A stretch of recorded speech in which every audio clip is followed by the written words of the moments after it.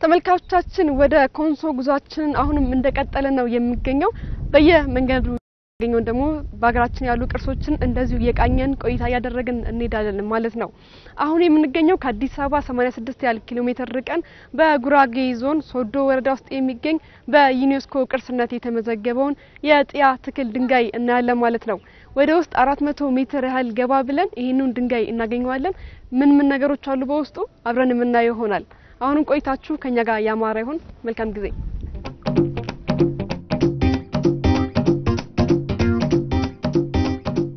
ቀደም ሲል መግቢያ ላይ እንደተጠቀስኩላችሁ አሁን የምንገኝበት ቅጥር ግቢ የጥያ ትክል ድንጋይ ቅጥር ግቢ ውስጥ ነው። እዚህ ውስጥ ስለሚገኙ ቅርሶች ደግሞ አንዳንድ መረጃ ሊሰጠኝ አጠገቤ ባለሙያ ቆሟል። እሺ፣ በቅድሚያ እንኳን ደህና መጣችሁ ላለው በበላለዲ የምጣ ይባላል። ስሜ ቸርነት ደሳለኝ ይባላል። ዓለም ቅርስነት ከተመዘገቡት ቅርሶች ውስጥ አንደኛው የሆነው የጥያ ትክል ድንጋይ ነው።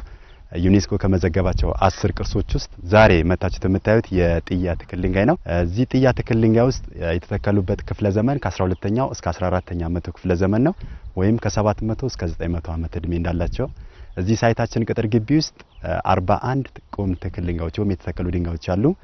ከ41ዎቹ ትልቁ ትክል ድንጋይ 5 ሜትር ነው፣ ትንሿ 1 ሜትር ማለት ነው። ሌሎቹ በእነሱ መካከል ላይ የሚገኙ ናቸው ማለት ነው። ያው ጥያ የቀብር ቦታ ወይም መካነ መቃብር ነው።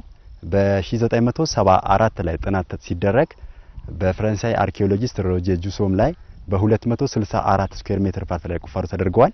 ቁፋሮ በሚደረግበት ሰዓት እያንዳንዱ ትክል ድንጋይ ጀርባ ላይ የሰዎችን አስክሬን ወይም ቀብር እንደተገኘ ነው። ስለዚህ ቀብራቸው የጅምላ ቀብር ነው። ከአንድ ሰው በላይ አንድ ሁለትም ሰዎች እንደተቀበሩ ነው የሚያሳየው። ሌላው ከትክል ድንጋዩ ከጀርባ ቀብር ሲሆን ከቀብራቸው በላይ የተለያዩ የመገልገያ መሳሪያቸው እንደተገኙ ነው። ለምሳሌ የእጅ አምባር፣ የአንገት ጌጥ፣ የጆሮ ጌጥ፣ ዶቃ፣ ጨሌና የተለያዩ ሴራሚክ የሆኑ ነገሮች ተገኝተዋል ማለት ነው። ሌላው ፊት ለፊታቸው ላይ የምናያቸው ምልክቶች አሉ ወይም እደ ጥበቦች የሚመስሉ አሉ። እነዚህ የምናያቸው ምልክቶች የሳንጃ ወይም የጎራዴ ምልክት የሚመስላል። ክብ ምስል ደግሞ የምትመስለው የጡት ምልክት አለ። ሌላው የትራስ ወይም ደግሞ የእንሰት ተክል የሚመስል ትርጉም የተሰጠበት ደረጃ እንዳለ ይታወቃል። በአመት ወይም ደግሞ እዚህ ቦታ ላይ ለጎብኝት የሚመጡ የጎብኚዎች ብዛት ምን ያህል ነው? ከውጪ ቱሪስት ከ3000 እስከ 4000 የሚሆኑ ቱሪስቶች ይጎበኙታል። የአገር ውስጥ ደግሞ ከ6000 እስከ 7000 የሚጎበኙበት ቦታ ነው። ወቅታዊ ምናልባት የጎብኚዎች ወቅት ያው ከመስከረም ጀምሮ ወይም ከናሴ ጀምሮ እስከ ጥር ባለበት ድረስ በሃይ ሲዝን ላይ የሚጎበኝ የቱሪስት ቦታ ነው። በዚህ ጊዜ ይጎበኛል ማለት ነው። ቅድም ከገለጽኩት ውስጥ ትልቁ ትክል ድንጋይ ከ41ዎቹ ውስጥ 5 ሜትር ይሄ ነበር። የዚህ ስባሪ አዲስ አበባ 6 ኪሎ ዩኒቨርሲቲ ውስጥ ነው የሚገኘው ጉማጁ ፓርት። ያው ትልቁ የሚባለው ትንሿ ካሉት ውስጥ ደግሞ 1 ሜትር ይሄኛው ማለት ነው።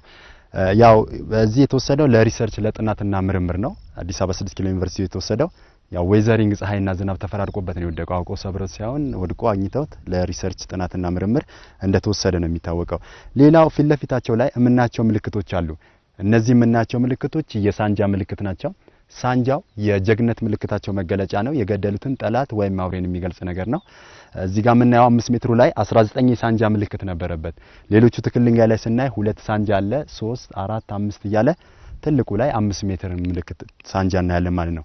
ሌላው ከሳንጃው በስተግርጌ እነዚህ ክብ ምስሎች የምናያቸው ምልክቶች አሉ። የጡት ምልክቶች ናቸው ክብ ምስሏ ማለት ነው።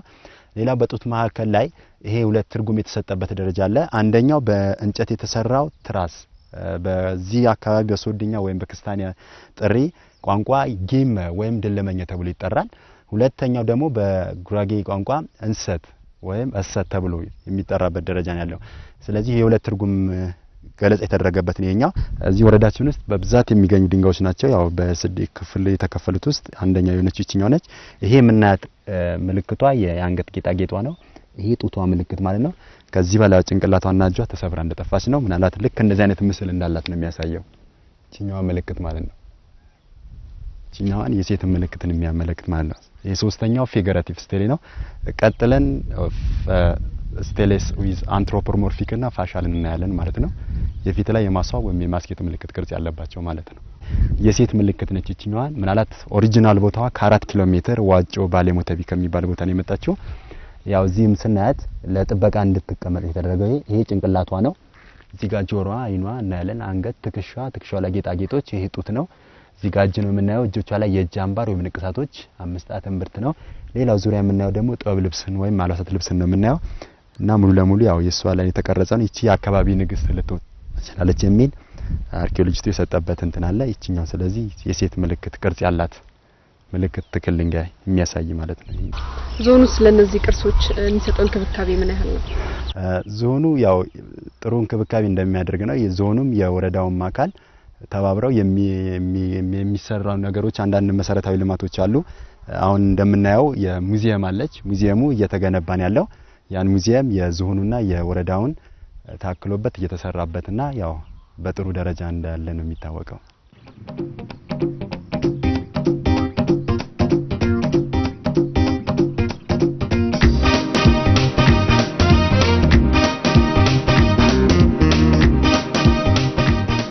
የትላንት ቅርሶቻችን ለዛሬ ማንነታችን ትልቅ ጠቀሜታ አላቸው እኛም እንግዲህ እንደዚህ ተቀምጠው የጠበቁልን ቅርሶቻችንን እኛም የራሳችንን አስተዋጽኦ አድርገን ለቀሪው ትውልድ ማስተላለፍ የኛ ድርሻ ነው እንግዲህ ፕሮግራማችን ይቀጥላል የሙዚቃ ግብዣዎቻችንም እንደዚህ ይቀጥላሉ እኛም ወደ ኮንሶ ጉዛችንን እየቀጠልን በመሃል ወደ እናንተ አንዳንድ መረጃ እናደርሳለን ለአሁኑ ግን ለሰጣይ መረጃ እጅግ አድርጌ አመሰግናለሁ